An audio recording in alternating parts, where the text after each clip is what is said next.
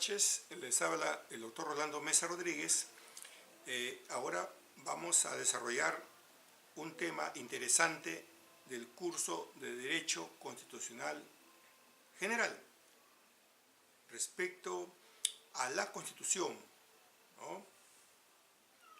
La Constitución como dispositivo de control de poder. Cuando hablamos de la Constitución como un dispositivo de control de poder, ¿no?, en todo sistema político democrático constitucional se depende de la existencia o carencia de instituciones efectivas por medio de las cuales el ejercicio del poder político está distribuido entre los detentores del poder, y que estos están sometidos al control de los destinatarios del poder. Pero este sistema político democrático constitucional siempre, si bien es cierto, depende de la existencia, como dije, o carencia de instituciones efectivas, pero cuando hablamos del sistema político democrático constitucional, nos estamos refiriendo a las formas cómo se lleva a cabo un gobierno, pero este gobierno sistematizado político en un sistema democrático constitucional siempre tiene que tener una carta fundamental, ¿no? Pero las instituciones para controlar el poder no nacen ni operan solas, ¿no?, sino que deben ser creadas ordenadamente e incorporadas en el proceso del poder. Esa incorporación en el proceso de poder de las instituciones están debidamente estructuradas. Cuando están estructuradas, estamos refiriéndonos a que obedecen a un ordenamiento jurídico. Y ese ordenamiento jurídico debidamente estructurado está debidamente sistematizado, y cada institución trabaja, actúa, cumple sus funciones con su normatividad. Pero esa normatividad, ¿quién lo da? Esa normatividad, ¿quién es la que dispone? Esa normatividad dispone una Constitución. Entonces, cuando decimos con el tiempo se ha ido reconociendo que la mejor manera de controlar es bajo un sistema de reglas fijas. Este sistema de reglas fijas nos habla la Constitución. Cuando en un determinado país que tiene como vigente la Constitución política del Estado, entonces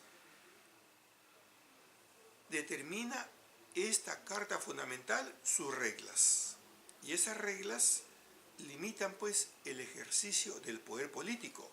Porque ¿qué pasaría si el poder político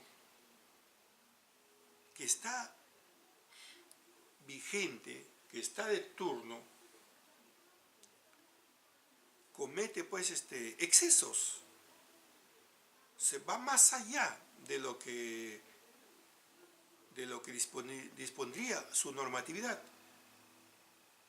Allí, cuando la Constitución está plenamente vigente y es un dispositivo llamado control de poder, entonces quiere decir que el poder político no puede ir más allá, hay un límite.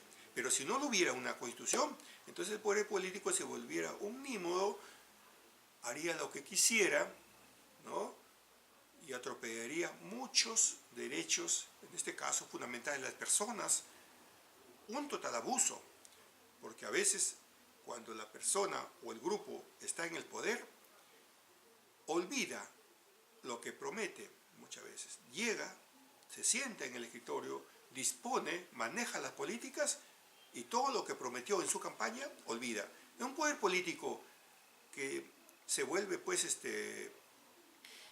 prácticamente una dictadura, pero mayormente una autocracia, por decir que nace la democracia, se vuelve la persona, maneja su antojo, y cuando no hay una Constitución que controle, entonces podemos decir que entonces ese ejercicio del poder político está en pleno desbande. Por eso, Nosotros siempre hablamos de que la Constitución es un dispositivo de control de poder. ¿Por qué un dispositivo de control de poder? Porque lo va a limitar, pues.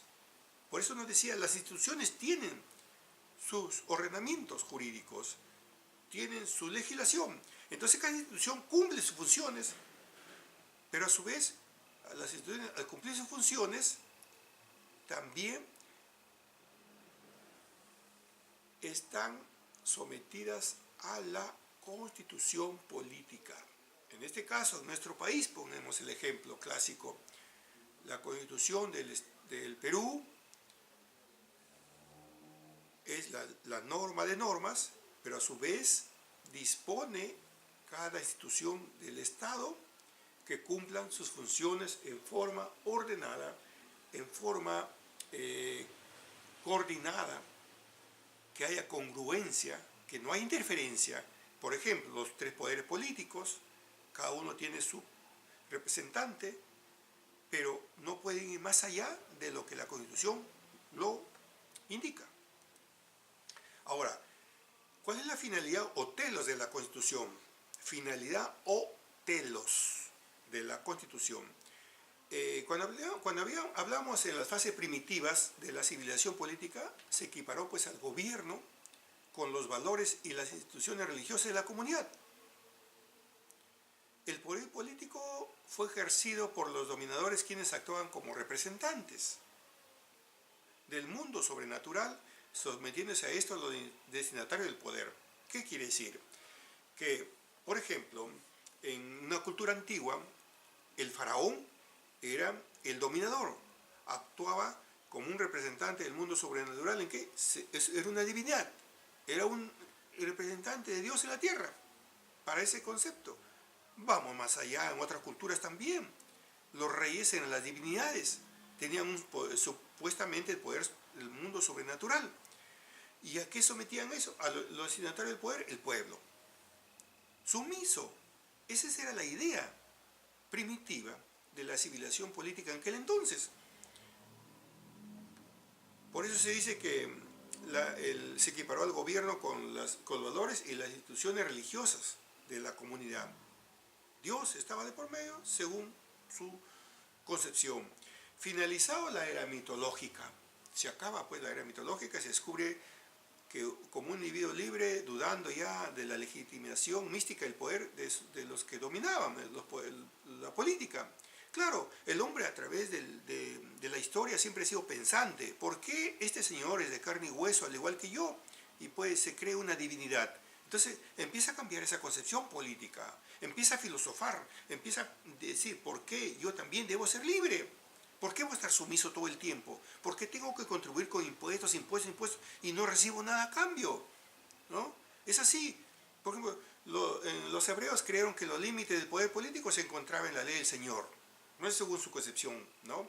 En cambio, los griegos proceden a la secularización y racionalización del proceso del poder, o sea, el proceso en siglos. De ahí decimos que se empieza a descubrir el gobierno constitucional. O sea, con los griegos se empieza ya a cambiar ese concepto. Hay participación en las asambleas, hay decisiones de algunas normas que daban también en Grecia. Grecia contribuye mucho para la democratización en la contemporaneidad. Es importante tomar esas ideas, ¿no? En conclusión, debe considerarse pues, que el telos o la finalidad de una constitución es la creación de instituciones. ¿Para qué? Para limitar pues, y controlar el poder político. Eso es, limitar y controlar el poder político. Eso no se hace ahora, sino que pasaría este Congreso que tiene la mayoría hiciera lo que quisiese en nuestro país. Por eso que cada constitución presenta una doble significación ideológica, ¿no? Limita y controla el poder. Son la doble significación ideológica. Ahora, libera también a los destinatarios del poder de control social absoluto de sus dominadores, ¿no? Asigna una legítima participación en el proceso del poder. Por eso, para alcanzar este propósito, o sea, esa finalidad de la Constitución, se tuvo que someter el ejercicio del poder, ¿no?, político a determinadas reglas y procedimientos que deberían ser respetadas por los detentores del poder. Claro, esas reglas y poder, por ejemplo, para reformar la Constitución política del Estado, hay reglas. No es así de inmediato que se cambia de un momento a otro con una sola votación. Hay pasos, como uno de los ejemplos, claro, es lo que va a suceder el día 9 de diciembre, ¿no? Entonces, así, en concreto, esta parte, la Constitución es como una super ley fundamental, hay que considerarlo así. La idea procede de Grecia, claro, de ahí nacen. Las leyes imperi medievales, o sea, las leyes imperiales medievales también ya se va tomando como una especie, el common law, o sea, la ley de la costumbre inglés es el derecho superior al rey, ya va cambiando ese concepto, ¿no? Y más allá, la doctrina del pacto social también, que viene mucho más adelante, que va a equiparar, pues, y nacer con la Revolución Francesa también, ¿no? ¿Y cuál es el contenido material de la Constitución? Cuando hablamos del contenido material de la Constitución, para Platón, Aristóteles, griegos ellos, y toda la teoría griega, la politeía fue la Constitución, ¿no?, en el sentido material. Sí, e incluso los juristas de la República Romana, y a Roma también, entre ellos Cicerón y los estoicos, una cultura al norte de Roma, no exigieron que las normas fundamentales de la comunidad fuesen, pues, escritas, ¿no?, en las leyes materiales. Para ellos el concepto, estamos hablando ya de tanto romanos y griegos, que tenían es de un derecho superior que predominaba sobre las demás legislaciones humanas. Claro, ese derecho superior estaba sobre las demás leyes, ya le daban dando un concepto a Constitución, ¿no es así? Ahora la norma fundamental, la Constitución política, no es la norma de normas, superior a las demás normas. Claro. Entonces, ¿dónde surge ya la Constitución escrita? El documento escrito y puritano para la norma fundamental, ¿no?, que surge en el siglo XVII, con el concepto de Constitución, adquiere su significación actual bajo la idea del contrato social. Por ahí empiezan a ser. Allí, pues, deberían estar contenidas todas las leyes fundamentales de la sociedad estatal, de un Estado, destinadas pues, estas leyes a doblegar, pues, las arbitrariedades que cometían sus gobernantes, el que estaba detentando el poder como único. Entonces eso va naciendo y nace bajo esta idea del contrato social. Tenemos ya los ensayos profundos que se han realizado sobre lo que propició en la Revolución Inglesa, Americana y Francesa. Pero se alcanzan requerimientos mínimos, ¿no?, siendo elementos fundamentales considerados como el mínimo que contenga una constitución. ¿Y cuáles esos elementos fundamentales que contenga una constitución? Las diversas tareas estatales a diferentes órganos para evitar concentrar el poder. Diversas tareas estatales, claro, las funciones que le da a cada institución del Estado para que el poder no esté concentrado. Y uno de ellos es los tres poderes del Estado también. El mecanismo planeado, por ejemplo, con cooperación de los detentadores del poder. Los detentadores del poder también deben tener mecanismos, a su vez los que están en el poder, y con otros también que tienen el poder, para que eso sea cooperativo, no solamente esté concentrado en una sola persona o en un solo grupo. Hay un mecanismo también para evitar bloqueos entre diferentes detentadores del poder. El constitucionalismo democrático, ya una participación plena de todas las instituciones, de todas las entidades, la sociedad civil también. El método racional de la reforma constitucional, evitando así la ilegalidad. Claro, la reforma constitucional también debe ser racional, no debe estar reformándose una constitución a cada instante, a cada momento, o por intereses. Para eso también tiene un procedimiento que no es fácil para saltar esa valla, ¿no? Y el reconocimiento expreso de los derechos individuales también y libertades fundamentales y su protección frente a la intervención de uno o todos los detentadores del poder. Claro, es básico que una constitución contenga, pues, derechos fundamentales, las libertades que toda persona debe tener, todo ciudadano, y cuál es la protección que le da esa constitución a dichos derechos fundamentales o a ese ciudadano. Ejemplo, tenemos nosotros las acciones de garantía que están establecidas en la Constitución política cuando se infringe algunos derechos, como en este caso la libertad, por ejemplo, la detención irregular, el habeas corpus. Ese pone un ejemplo. A ver, el universalismo de la Constitución escrita. ¿Por qué la Constitución escrita es universal? O sea, ¿por qué es escriturada en forma universal? Empieza en el Nuevo Mundo con las colonias americanas, esa idea, esa forma. Se transforma en un Estado soberano al rebelarse contra la corona inglesa. Entonces, después con la Constitución de la Unión en 1787, Estados Unidos, su primera constitución. Asimismo en Francia, imbuidos por las ideas del contrato social y soberanía popular, otorgaron a la Constitución también escrita en aquel entonces, surgiendo con la Revolución Francesa, dicha exigencia, o sea que cambió también su forma de ser. Su Constitución fue escrita. Emmanuel Sieyès expuso en la teoría del poder constituyente, ¿no?, que le pertenece al pueblo, asignado al tercer estado, dice, como un verdadero representante de la nación. Pero Sieyès nos habla de 3 etapas. En la segunda etapa, cuando el estado ya está formado, crean una constitución, ¿no es así? Entonces da también la creación de esa constitución, y esa constitución debe establecer diversos fundamentos y lineamientos y ordenamientos jurídicos para toda la nación que ha sido creada, ¿no?